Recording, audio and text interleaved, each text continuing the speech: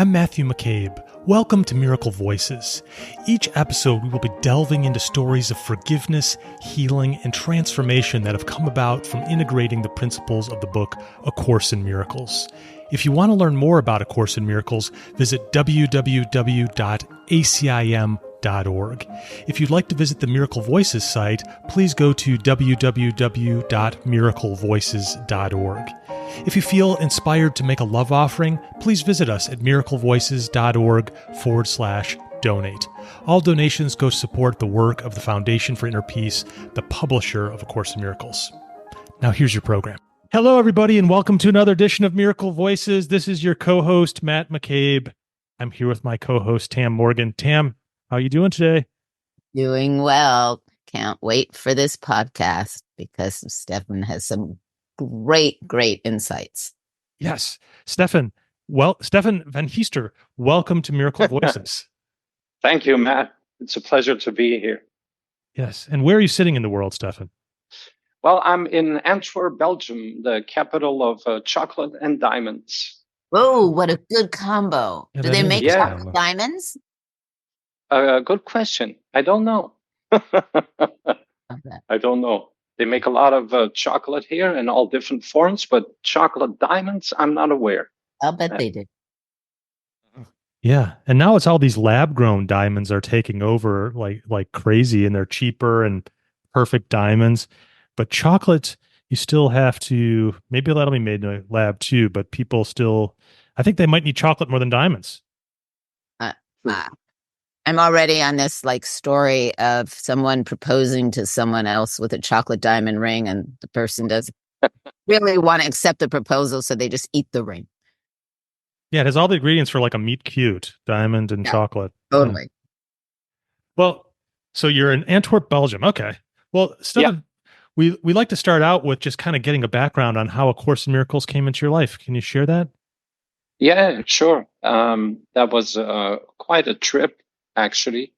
I want to start off by saying that I came to a point where most of what I later learned in the course was already something that became clear to me. And by that, I mean, I learned about consciousness and about evolving and about forgiveness. And I was applying that in my own life before I came to the course. And the way it came to me was in a variety of ways, but I remember clearly once having lunch with a friend of mine who's a guitar player like me. And we were discussing a few things. And then he said, but of course, then there's A Course in Miracles. And he started to laugh. I didn't pick up on that, but it just stuck in my mind. Like this was something, you have all these spiritual books or texts, and then there's A Course in Miracles, which actually later on turned out to be true. It's a whole different ballgame. And then I was on my own path, working through my shadow, a whole lot of self-work and getting rid of trauma and all that kind of stuff.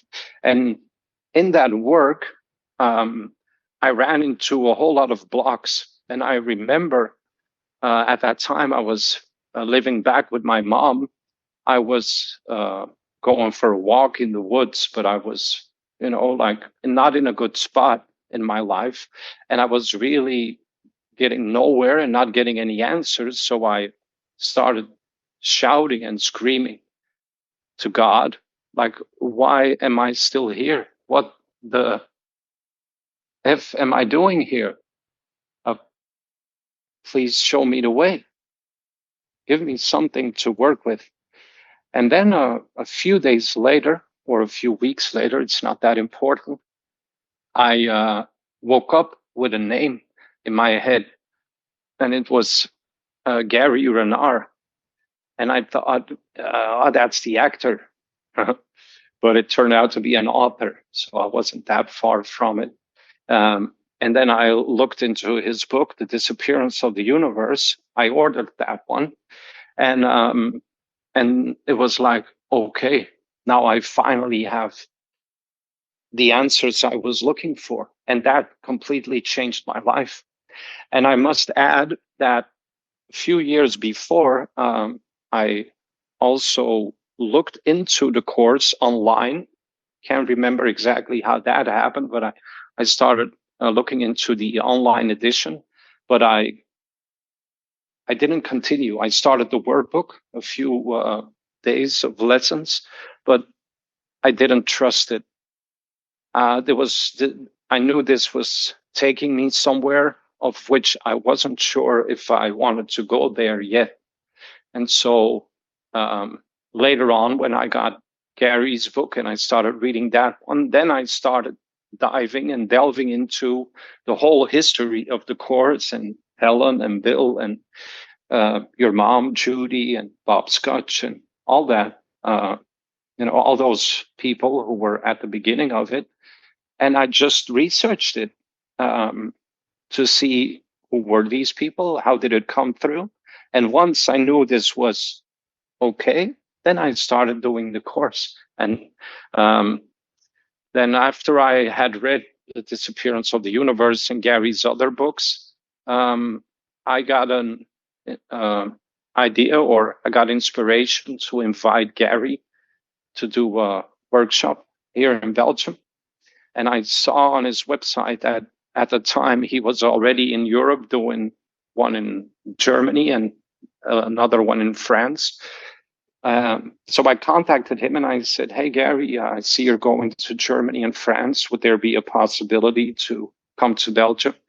And he agreed. So I organized an evening with Gary Renard on the 2nd of November, 2022. That's interesting because it's 2/11/2022. And that was also between two eclipses. And at the moment of recording this podcast, we are also between two eclipses. And being an astrologer and a numerologist, I find that very interesting. And so I had that evening with Gary Renard. There was like 50 people from all over Europe that came to listen to Gary. And then in 2023, which is last year, I finally completed A Course in Miracles. So I read it in full. And that's a bit of a long story of how the course came into my life. Wow, that's great. And I was at the Gary's presentation or meetup, the one right after yours, and I got to say that was really impactful. It was so joyful for everybody coming together for a couple of days just to listen to Gary and chat and stuff. I thought it's really worth it. It's really worth seeing him in person. Yeah. It was. Yeah. But was it right? I'm trying to figure out when you actually opened the course. Was it after you did all the research, after Gary came, or before? After my own research and before Gary came. Mm-hmm. So you were already in when Gary came. Yeah, I had done the workbook before Gary came, and then I waited to do the rest. It just wouldn't enter my mind. The text wouldn't enter my mind. It was like, no, not yet, not yet. So yeah, divine timing, I guess. Yeah. Well, Stefan, would you like to share a forgiveness story? Yeah, sure. I have plenty, but I'll start with one that builds on what you just said about going to France, Paris, to see Gary. Because actually, you contacted me asking if I was going to Paris as well, which I did, but I just took Gary to Paris by train, and then I came back an hour later by train again. And that was a bit symbolic because I made sure he was in good hands from one place to another, which ties into my forgiveness story with my dad. Because the last time I saw my dad, he was in the hospital. He was dying from cancer, and he had asked for a euthanasia. Um, and a few days before that, he had told some of my family members that he didn't want to see anyone anymore, out of the blue. So all was well, and then all of a sudden he didn't want to see anyone anymore. And I couldn't really understand that, and I wanted to check for myself what was going on. So I went to the hospital with my daughter. Um, she was 6 at the time. And when I entered his room with my kid, I said, "Dad," and he said, he didn't even turn around, and he said, "Do I have to tell everyone they're not welcome here?" Um, and so I turned toward my kid and I said, "Hey, honey, you know what? Can you wait outside for a second?" So I um, took her outside and closed the door. And then actually, I started yelling at my dad because I couldn't understand. Well, first of all, I said, "We're not just anyone. We're your family, and I'm your son." Um, and I wished him to hell, actually, which laid heavy on me the years afterwards. And I was standing with clenched fists, and I remember that uh, very well because I had some work done on that later through somatic experience. But I'll come back to that in a second. So I wished him to hell, and that was the last time I saw him because a few days later he died. And um, yeah, that was something that I needed to work through and basically forgive myself for. And that's why I referred to the symbolism with Gary, because I didn't bring my dad to a nice place when he died. I didn't have the opportunity. But by seeing Gary off, it was like symbolic from making sure he's in good hands. At least that's how it felt for me. And then years later, I was in Italy and I saw a female shaman who works with somatic experience, which is basically releasing emotions that are stuck in the body by doing certain movements. Because at the time, one of the movements I wanted to make was frozen. And that was my clenched fists, or clenched fist, sorry, singular.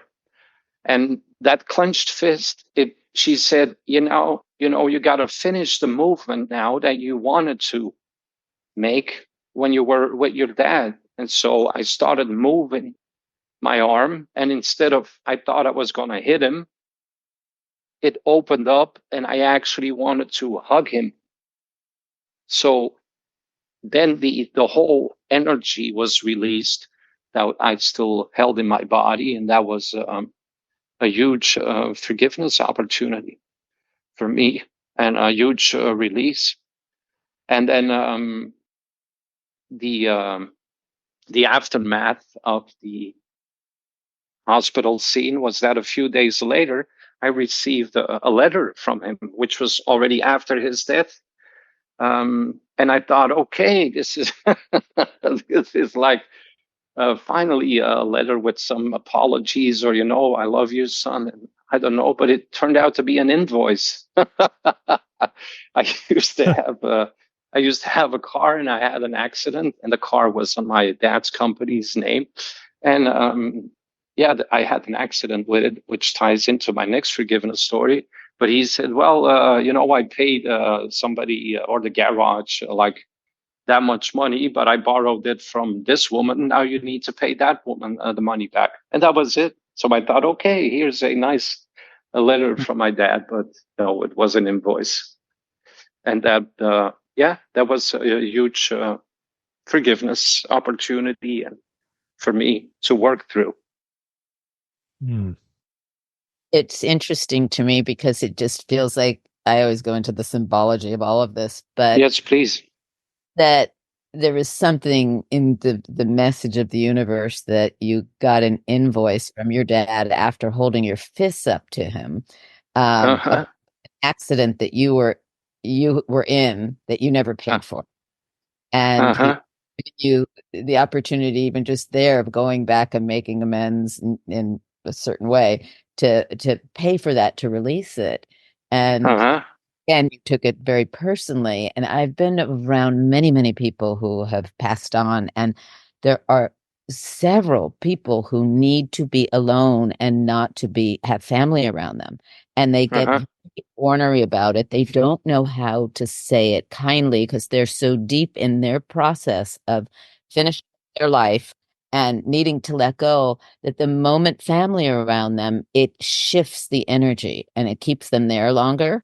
To the even that I was with a man, a dear friend who was in a coma, who wanted me there, and another friend with me. And he every time his like monitor started to flatline, I would just compassionately walk closer to his body in the hospital and touch his feet, and then it would revive again. And finally, the friend said, "Step away from the body." Yeah. And I could tell you so many stories of people who, like you, were insulted because their loving or not even loving family members said, "Get the hell out of here." And they took it so personally, but it was completely about being able to let go of this world. And if it's kindness or attachment, that personality wasn't able to release in the way they needed to release to go. And it's amazing how we can take that personally. Yeah, there was also an extra twist to it because we weren't even aware or informed or invited to his funeral. So we still don't know whatever happened in those days when all of it changed, but none of us were invited to his funeral. So there was an extra dimension to it. Yeah. Was I just curious, was he on any anesthesia or anything in the hospital when he was in the hospital? Yeah, I think that's perhaps it's something that suits my soul, but I've heard from other people that because they were preparing him for the euthanasia, that you get certain medication that makes you go a bit weird, you know. Yes.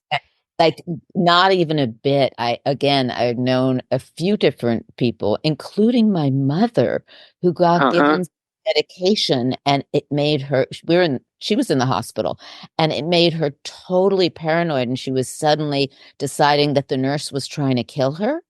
And it's so bizarrely, and she had a reaction to the anesthesia. And another friend whose mother was the sweetest person anyone had ever met was like a raving maniac from a response to anesthesia. And she was on anesthesia for several days, and she became a totally different person.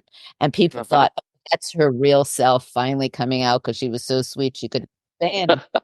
When I've spoken to doctors who've said, actually, that's a reaction to this, certain drugs that are given in the hospital. Yeah. Or yeah, not. yeah.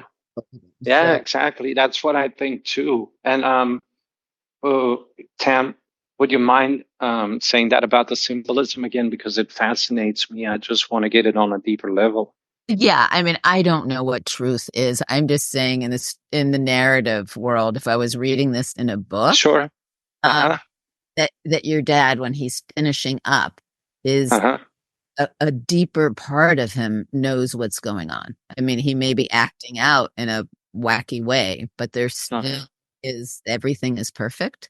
And for your path, for him to say, look, clean this up. This was an accident you had that I paid for.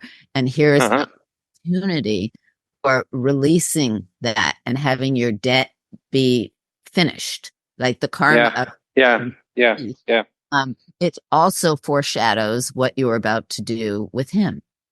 You were clenching your fists, and you had to heal that, which was a kind of an accident of your behavior because you didn't know something deeper or better. Oh yes, we're all love.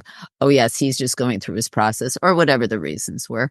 That again, you needed to. He was giving you the opportunity to clean that up, and the first accident was almost like a foreshadowing that he gave you to clean up, and then you had to clean up your closed fists, and your closed Yeah. fists also are a symbol of not offering money to someone. Is the closed fist. That man is tight fisted. Okay. That's So cool. Thanks so so much. the letting go, the letting go and be able to pay off something that wasn't his need to pay for you. Huh. And then Uh-huh. this True. wasn't his need to pay for you. It was your process. Yeah, that's true. Thank you very much. I like Right. that. I love it. That symbolism. And also, there's another dimension to the story as well, because it was actually the first time that I stood up against my dad. I'm not saying it was a good thing, or I'm not going to judge it, but I'm just saying this was like the first time that I raised my voice, which was like a rite of passage in some way, Yeah, it's a great thing. So that was important for me, becoming more of a man, as weird as it might sound. No, not at all, because on a soul level, if you're looking at soul stories, Mhm. it's giving you that rite of passage right at the end. He's Oh, offering that to you. He's not conscious. I'm not saying he's thinking, I'm going to give him a rite of passage and I'm going to tell him not to come in. No, it's a contract underneath on a soul level that he gave to you in these 3 different ways that looked like they were against you, but they were all actually for you. uh, I'm gonna clone you. I'm gonna clone Tam. Don't do that. I always say I meditate so I can get away from me. Yeah, that's the opposite. And I don't want to know. Okay, thanks so much. Yeah, and I don't know if I can continue with the other story or. Yeah, I think we got time. Why don't you tell us the other stories too? That'd be great. Yeah. Okay, because it ties beautifully into the all that we just talked about. So in the mid 90s, like I think 1997 or something, I had a near death experience. So I was driving on the freeway and it was raining and my car got out of control and I started, going all over the place and slipping. And I was basically launched off the side of the highway, but there was no fender. So I was literally launched at 100 kilometers an hour, which is like 65 miles an hour, more or less, into the trees because there was a height level difference. It was a height difference of like 10 meters. I don't know how much 10 meters is in your numerics, but it's like a diving 30 board feet, in the 30 feet. Olympics. Yeah, the highest diving board in the Olympics. That's 10 meters. Yeah. So my car, I got launched at 65 miles an hour and with no seatbelt on, and I crashed my head into the window, and then I had my near-death experience.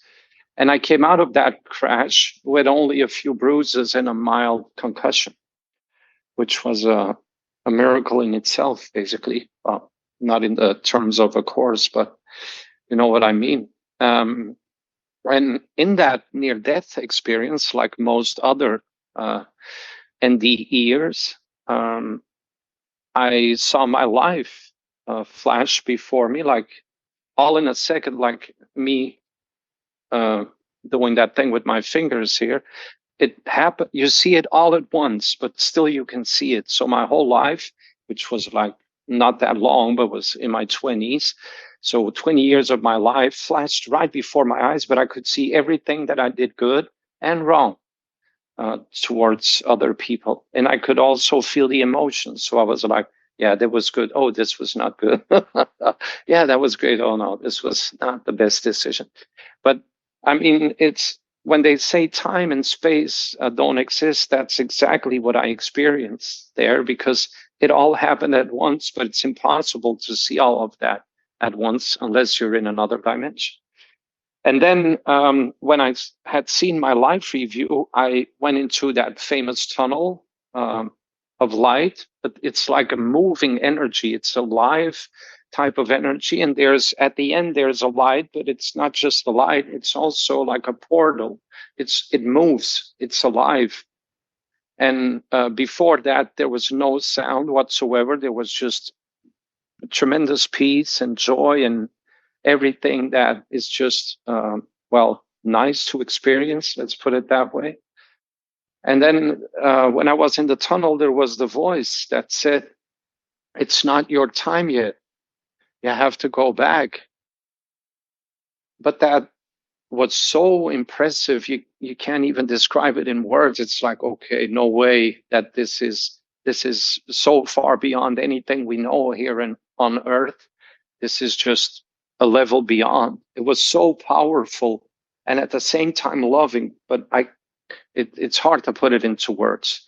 But it's like if you had to fight against it, it was like, okay, no way, no way, this is impossible. But then the voice said, "So you have to go back. It's not your time yet." And I said, "No, I'm not going back." I thought I was still negotiating at that time. But the voice repeated, "No, it's not your time yet. You have to go back." And as I wanted to say, "No, I'm not going back," I woke up again in my crashed car, that same car for which I got an invoice from my dad later on. And that felt like another rejection by my father, but this time the father was our Father in heaven. When the first story was a rejection by my father here in the illusion. But after many years of trying to put this in a good perspective and understanding it and incorporating it, accepting it, I understood that it was not a rejection, but a chance to get out of this illusion for good. And it took me 30 years to get that, or more, 35 years to get that. So just like your mom, Judy, in the slow learners group. But then again, if we were supposed to be fast, then snails wouldn't exist, right? At least not how we see them. Yeah. Yeah. If they're called turbo. Yeah, but that's so beautiful, and they are so connected, the two of them. I mean, first the perceived rejection by the father, and then the perceived rejection by your father, and all doing the same thing. All doing the same thing, giving you the opportunity to say, "Oh, I'm here, and I'm going to use this time for forgiveness, to let go of that and really experience here." Yeah. I don't need to go there or elsewhere to get this experience. Through forgiveness, I can do this right here. Yeah, exactly. Well said. Thank you. Beautiful. Yeah.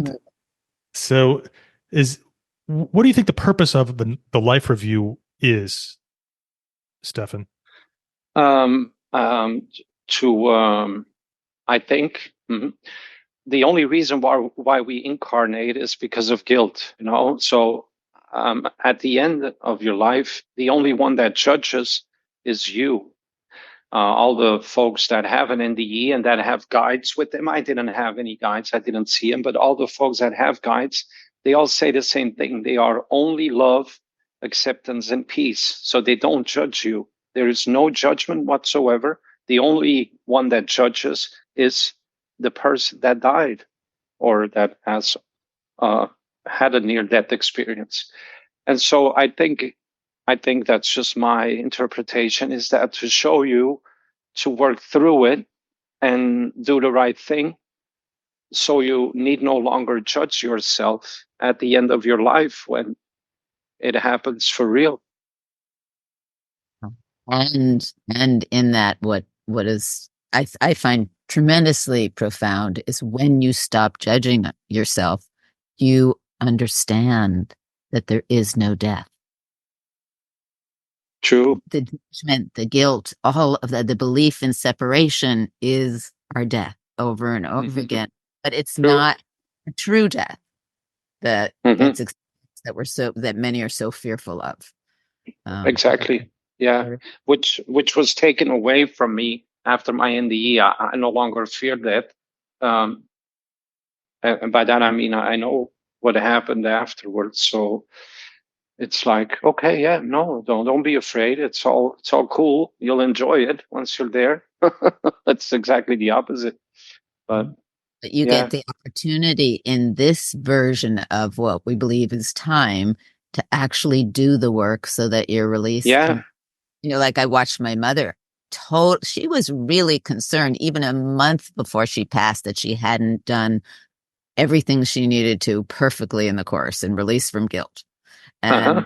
And I remember she was sad about it, and she was having some physical things that, she was on medications that caused some depression in her, but she was Yeah, working it through. But that last day, oh my God, she certainly got it, because she just completely evanesced and melted into pure love. oh wow, And yeah. she was conscious of it. She was like, okay, all of those fears, they are gone. Here it is. Hmm. Um, Wow, that's so cool. And that's exactly, oh, sorry, I know, I was please just going to continue. say, part of it was that it took her till that last day, because that last day she was done. you Yeah, know, true. yeah, Uh-huh. she did And not did, be anymore. did she have a smile on her Oh face my when she left? God. Yeah, her last words to me as she looked at me, I was holding her. She said, "I am so lucky." Oh yeah, she had a huge smile. Her body was screaming, like she was in Yeah. pain. And she said, Hmm. "No attention to my body. It's doing its job, or I would not leave." Uh-huh.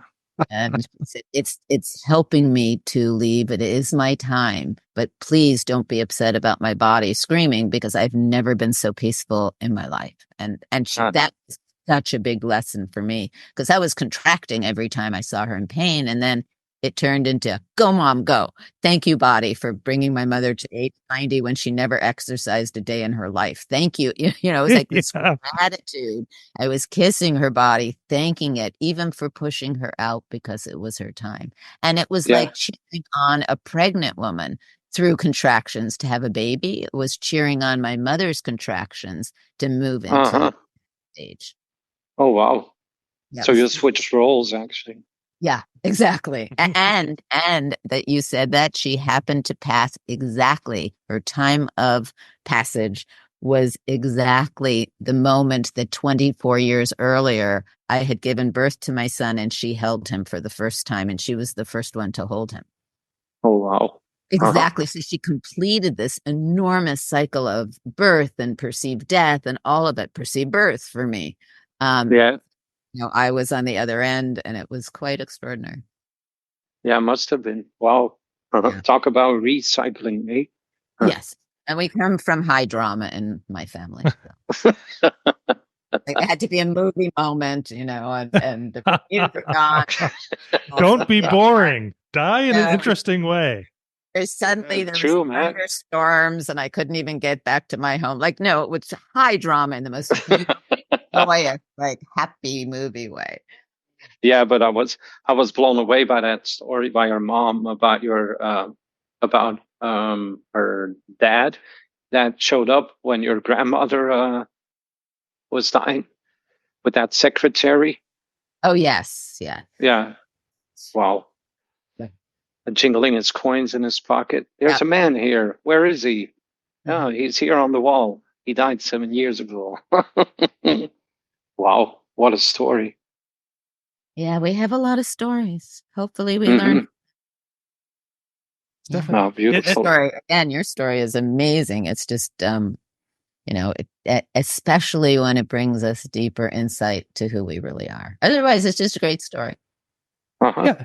And we hear that over and over again. You get to a point where you're like, oh, this didn't happen to me. It happened for me. So I could Uh-huh. have this realization. It's like there's this symphony going on, but we can't see the conductor or anything. But it's all these things coming together to push the cork out of our mind, so we can see Yeah. that, oh, I'm not Matt. experiencing him, and my mind is something much vaster. So it's extraordinary. It really is. Yeah. And it's please go ahead. No, please do. I was just going to ask you, have you gotten, I know this is still fresh with your dad and everything, but have you gotten to the point where, you know, how the Course says, what I thought my brother did has not occurred? Is that something you feel viscerally yet? Or is it just, is it logical at this point? Or do you feel like I accept that's what happened and I know that's what happened? Well, I don't want to say, yeah, I did, because it sounds better, but I think I do. I mean, I understand, I get the concepts of the Course, and I'm only here to forgive. That's what time is for. I get that on an intellectual level. In the last few months, I've had a lot of emotional periods, actually, or times, where I could understand that everything that's happened so far in my life was to help me and not to trick me or harass me, or, you know, I've switched from the universe is against me to the universe is helping me. I'm in a friendly universe. I know the universe isn't real. I'm just using this as a metaphor, you know, or I'm being helped. I'm not being how should I say, sabotaged. And that's a big, that's my life lesson, because I'm going to get back to my astrology, and I have Chiron in Pisces, which is the biggest wound or trauma or pain in somebody's life. That's Chiron. And in my case, it's in Pisces. And so that means that my biggest wound is that I think I was betrayed by God, that I was abandoned. And when I needed the help the most, it wasn't there. And so the last few months, I've learned that it was, sorry, it was exactly the opposite. I was not being sabotaged, or help wasn't there. It was exactly the help that was bringing me towards my biggest, how should I say, biggest treasure in life, which is of Course Miracles, and breaking free from the wheel of incarnation. And I hope that answers your question. Yes. Yeah. Okay. Good. Yeah. Tam, any follow-ups from you? Or No. keep going? Okay. Beautiful. No, I was just going to tell another story where my ex-husband felt the same thing, but don't need to. That said it beautifully. Stefan, thank you. When you get caught in an ego storm, it all seems really real, and you don't have a forest to run into to yell at God. How do you just kidding? Oh, that's great. I love it. No, Yeah. if what do you do when you get in that full ego storm and it seems so real, and you just want to scream and shout, and just nothing's working? Is there anything you do practically to get centered again? Well, actually, I still I had a big ego storm in November, December 2023, and then I just spent 2 days swearing, swearing, swearing and shouting, and I didn't resist it. I accepted it. I was in a place where I said, no, I'm not going to end this now. This needs to go. This is something that needs to go.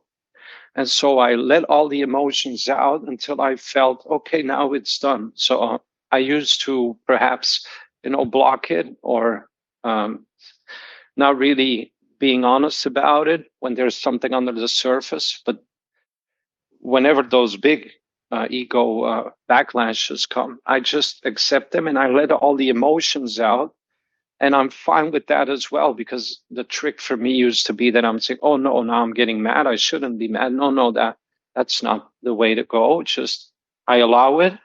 And I mostly work through it with music.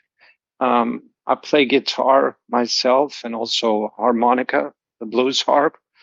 And I'm a very big music fan, all different genres.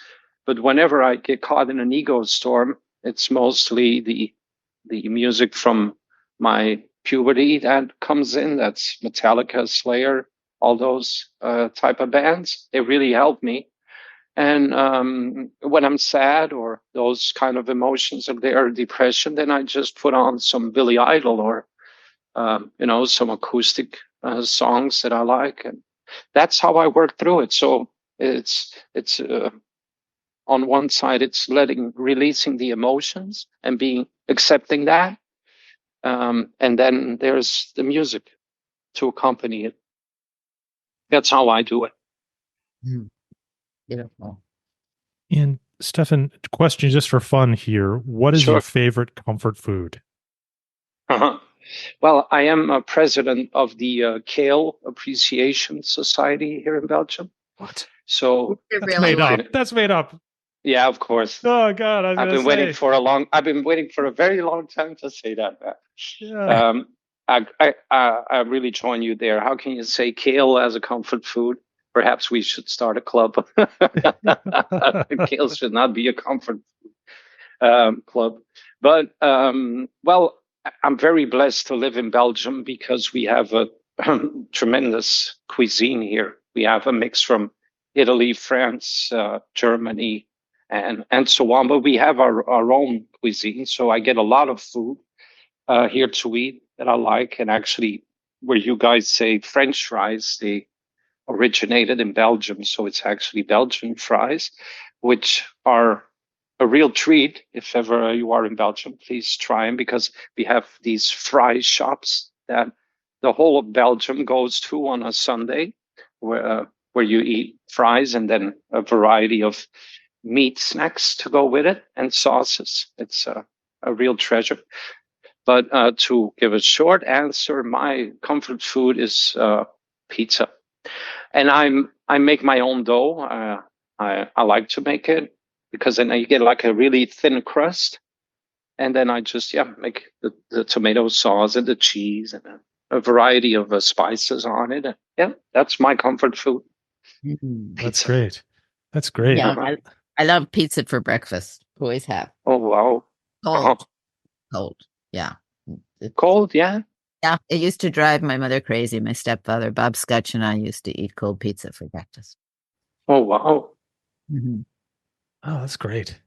And how about do you have another comfort food that involves chocolate? Is there anything chocolate from Belgium we don't know about? Chocolate engagement. Yeah, I don't know if you have them, but sorry, Tam, what did you say? I just said the chocolate engagement ring I'm pushing here. Yeah, the diamond. Yeah. I see what you're getting at. No, that's fine. Completely fine. Well, I just got it out of my cupboard here. These are almonds in chocolate and with a little cinnamon on it. Ooh. That's nice. Yeah. And I eat one or two of them whenever I feel like it. It just really, you can't eat too much of them, I can. Yeah, you're very moderate, Stefan. Don't speak for me. Yeah, don't speak okay, for me. Okay. I'll accept that then. No, I can't. I really can't. And I feel like, no, this isn't good for me. No, just one or two. And then, and then the bag lasts longer, of course, but. Oh my God. I just buy 2 bags. Well, I want to increase your chocolate almond intake, because was it Edgar Casey said eat 3 almonds a day, and you and that's what that ex-colleague of Bill, Bill came into Bill had a colleague who always put the newspaper in front of his face whenever Bill came into the room. Yes. Yeah. And then afterwards, they started to like each other because Bill kept coming to the office, but then one day he wasn't there and blah, blah, blah. But they had to go on a meeting somewhere out of town, and then they stayed in the field trip. On a field trip. And then the guy said, well, did you know Edgar Casey said that 3 almonds a day keeps away cancer? Yeah, so you need to have that 3rd almond as well. Yeah, that's exactly. Yeah. Oh, wow. Yeah. Wow. We're trying to supersize your almond snack here, American style. And the funny thing was that plus. Yeah. But I don't know that Stefan said it was only 2 a day. It was like 2 as he needed it. He might as be needed. A lot more several times a day that we haven't heard about. I'm glad you pointed that out, Tam. That was a detail. That was a nuance that is important. Yep. Still there, Stefan? Are you muted? Ooh. Uh-oh, we lost him. Huh. Here he is. He's back. But he's muted. You're muted. You're muted. Sometimes it gets stuck where you can't unmute. Oh, it does? Yeah, sometimes I've had that where it's like, you're kidding me. I can't. Stefan, you can if you can chat with us. Can you see us? If you can hear us, Stefan, we're now chatting with you as well, so we can have a bilateral communication. You can't unmute. You knew it. Hey, Stefan, just unmute. Is that frustrating? You know what he's doing. You know what he's doing to us, Matt? What? He's doing what his father did to him. Oh my gosh, Stefan. Answer Shutting me. us out. We're being shut out at the very end of the podcast. This is really painful. I need a forgiveness opportunity about this. Oh man. He won't talk to us anymore, Matt. Stefan, thanks so much for coming on Miracle Voices and sharing your miracle voice. I know you can hear us. So thank you. And we really appreciate it. And hope you get some of those comfort foods in today and your third almond. And this is what you can always do to your father at any point. Thank him again and again. You can still hear him. That's just right. Like we can still hear you, and we love you and thank you. Yes, we love you. Take care. Thanks so much for listening today. Please subscribe to Miracle Voices by hitting the subscribe button on your podcast app. If you are enjoying these conversations, please consider leaving us a review on Apple Podcasts, Spotify, or whatever podcast app you use. And lastly, please visit us at miraclevoices.org and join our newsletter so we can stay connected. Until the next podcast, I want to leave you with my favorite course quote: "When you want only love, you will see nothing else."